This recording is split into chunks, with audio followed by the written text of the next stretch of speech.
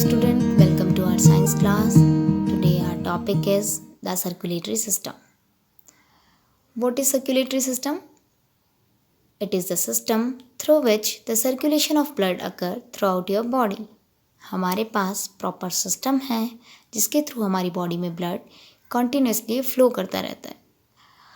What is the need of circulation? So you know the smallest unit of our body is cell. और your cell is living. हमारी जो cell है वो living है, उसको भी न्यूट्रिशन की ज़रूरत है. तो हमारी बॉडी की छोटी छोटी सेल्स तक न्यूट्रिशन ब्लड के थ्रू ही पहुंचता है. इसलिए circulation of blood is important. Circulatory system consist of 3 main part. The first one is the heart. It is very important organ of our body as it works continuously. Heart बहुत ही important organ है क्योंकि ये continuously work करता रहता है. और जो मेन फंक्शन ऑफ हार्ट है वो क्या है? Is to pump blood throughout the body. Heart क्या करता है? ब्लड को फोर्सफुली एक तरह से पुश कर रहा है जिसकी वजह से वो आपकी बॉडी के हर एक पार्ट में पहुंच पा रहा है. The second one part is the blood vessels. These vessels are like tubes. मतलब कि ब्लड जो है इन ट्यूब्स के थ्रू पूरी बॉडी में फ्लो होगा. जनरली ये वेसल्स जो हैं 2 टाइप्स की होती हैं. फर्स्ट वन आर्टरीज जिसमें ऑक्सीजनेटेड ब्लड फ्लो करता है. वेन्स जिसमें डीऑक्सीजनेटेड ब्लड फ्लो होगा. ऑक्सीजनेटेड ब्लड से मतलब है कि ब्लड में ऑक्सीजन का अमाउंट बहुत ज़्यादा है. डीऑक्सीजनेटेड ब्लड से मतलब है कि ब्लड में ऑक्सीजन का अमाउंट कम है और कार्बन डाइऑक्साइड का अमाउंट ज़्यादा है. ठीक है. इसके अलावा आप एक्सेप्शन केस पढ़ेंगे कि पल्मोनरी आर्टरी एक ऐसी आर्टरी है जिसमें डीऑक्सीजनेटेड ब्लड फ्लो होता है और पल्मोनरी वेन एक ऐसी वेन है जिसमें ऑक्सीजनेटेड ब्लड फ्लो होगा. ओके. फिर ये फाइन ट्यूब्स में फर्दर डिवाइड हो जाती हैं आर्टरीज और वेन्स जिसको बोलते हैं कैपिलरीज. ठीक है. जिससे क्या होगा पूरी बॉडी में ज़्यादा से ज़्यादा अमाउंट में ब्लड फ्लो कर सके. Okay. The third one part is the blood itself. Okay. Generally you know. So the blood consists of 3 types of cells.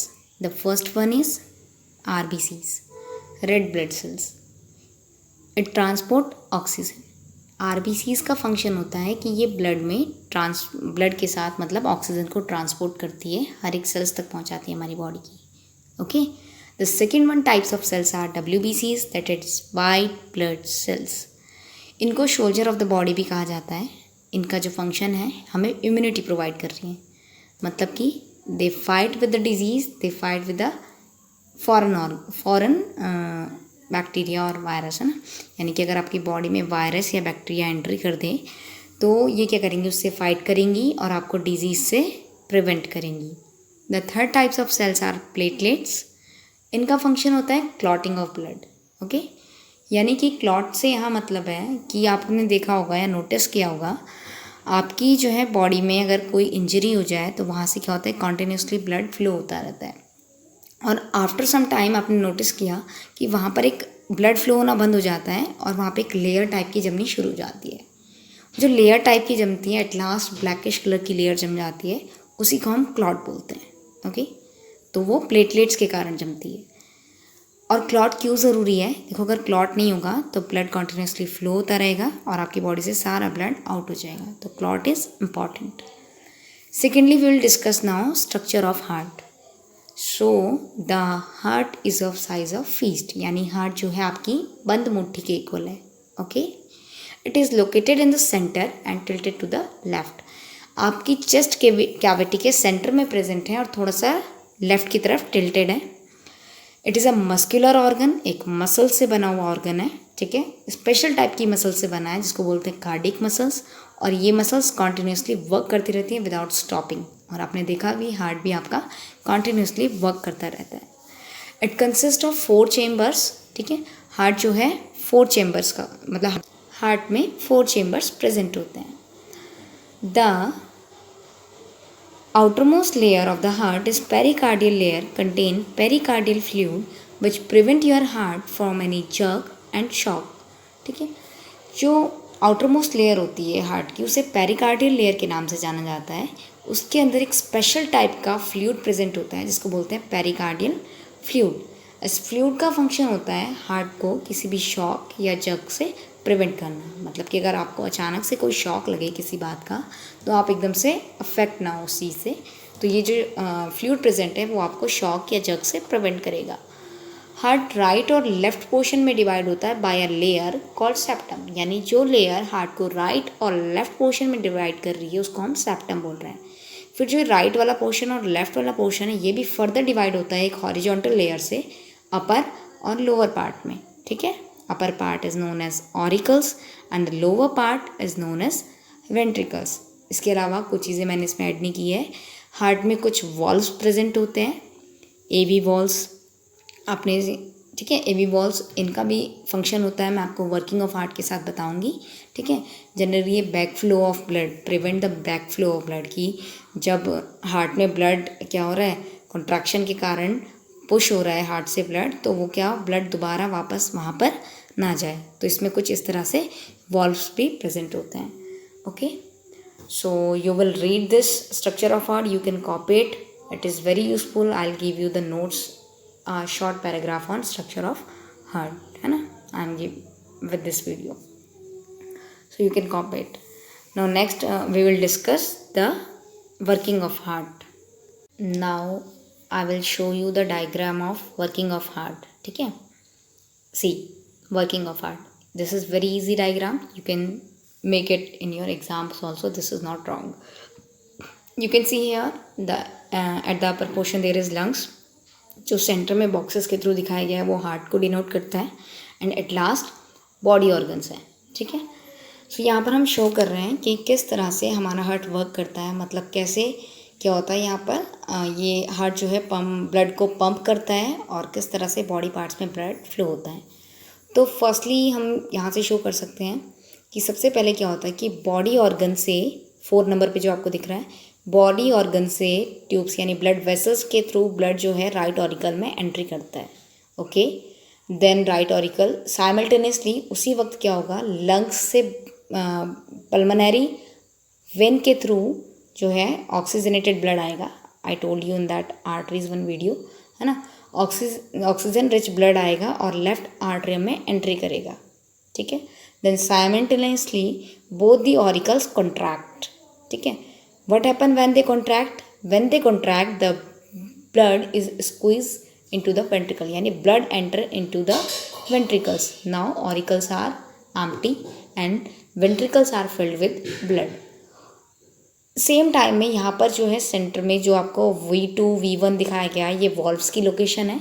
ये वॉल्व्स क्लोज हो जाएंगे, मैंने कहा था वॉल्व्स क्यों क्लोज होते हैं, just to prevent the back flow of blood, ताकि वेंट्रिकल से ब्लड वापस ऑरिकल्स में ना जा सके, इसलिए ये वॉल्व्स क्या हो जाते हैं, बंद हो जाते हैं, and ventricles are filled with blood. Now ventricle contract and the blood enter into the arteries and veins, ठीक है।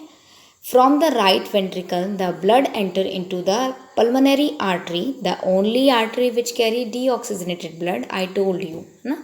ये एक स्पेशल मतलब एक सिर्फ ऐसी आर्टरी है जिससे ऑक्सीजनेटेड ब्लड क्या होगा, सॉरी डीऑक्सीजनेटेड ब्लड फ्लो होगा। राइट वेंट्रिकल से ब्लड जो है पल्मोनरी आर्टरी में एंटर करता है, ठीक है। एक चीज़ और बता दूं कि जैसे ही ये वेंट्रिकल कॉन्ट्रैक्ट होते हैं, आर्टरीज में वॉल्व्स प्रेजेंट होते हैं, एसवी वॉल्व्स, वो ओपन हो जाते हैं, ठीक है। और ब्लड जो है वेंट्रिकल से आर्टरीज में मतलब पल्मोनरी आर्टरी में एंटर करता है, यानी राइट आर्टरियम में जो डीऑक्सीजनेटेड ब्लड आया था वो वेंट्रिकल में गया, then it go to the pulmonary artery. अभी डीऑक्सीजनेटेड ब्लड ट्रेवल होके कहाँ जा रहा है, लंग्स में जा रहा है। Okay, simultaneously in the left ventricle, when left ventricle contract, अब लेफ्ट वेंट्रिकल कॉन्ट्रैक्ट होगा और ब्लड जो है मेन आर्टरी यानी एओर्टा में एंट्री करेगा। यहाँ पर भी वॉल्व्स ओपन होंगे जैसे ही वेंट्रिकल कॉन्ट्रैक्ट होगा, ठीक है।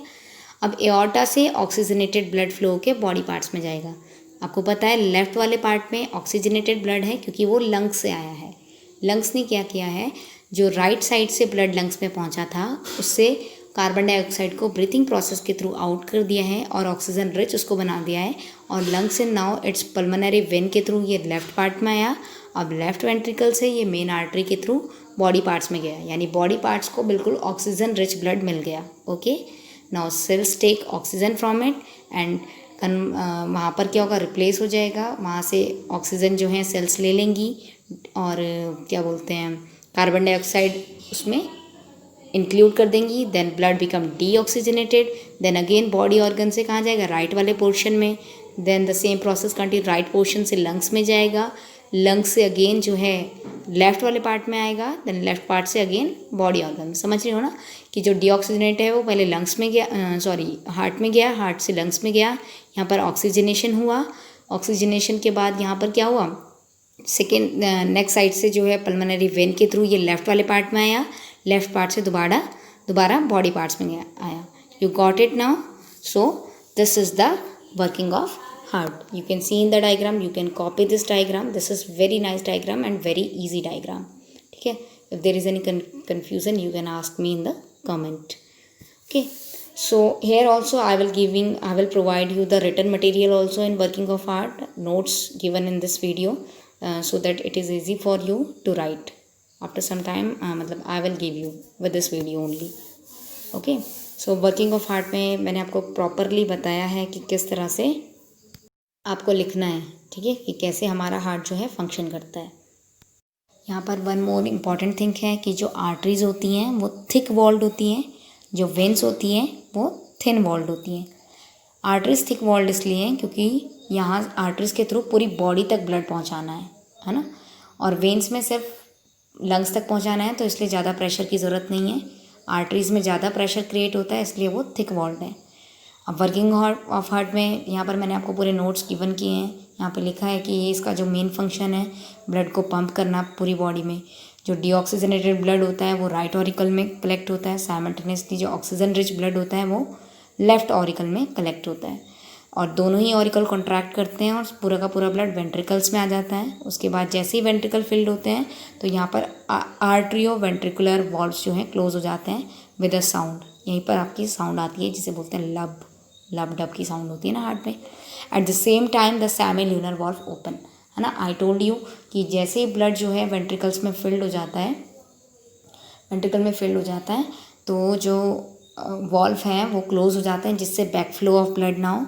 और उसी वक्त जब वेंट्रिकल फिल्ड हो जाता है तो जो आर्टरीज में और वेन्स में वॉल्व प्रेजेंट हैं, सेमी-ल्यूनर वॉल्व्स, वो जो है ओपन हो जाता है। Okay, the right ventricles begin to contract, deoxygenated is pushed into the pulmonary artery and transport the blood to the lungs for oxygenation. जैसे ही राइट वेंट्रिकल कॉन्ट्रैक्ट करता है, वॉल्व ओपन हो गए हैं, ब्लड जो है पल्मोनरी आर्टरी के through deoxygenated blood lungs में जा रहा है। किस प्रोसेस के लिए? ऑक्सीजनेशन के लिए। यानी इस ब्लड में से ऑक्सीजन क्या होगी? इन होगी, और जो कार्बन डाइऑक्साइड है वो यहाँ से आउट हो जाएगी और ब्लड कैसा बन जाएगा? ऑक्सीजनेटेड बन जाएगा। उसके बाद वो लेफ्ट वेंट्रिकल में एंट्री कर जाएगा। ठीक है, you can read this portion. The semi-lunar valves close with a sound when the blood in the ventricle has been pushed into the arteries, और उसी वक्त क्या होंगे? सेमी-ल्यूनर वॉल्व भी क्लोज हो जाएंगे। Okay, so this is the working of heart. Thank you very much.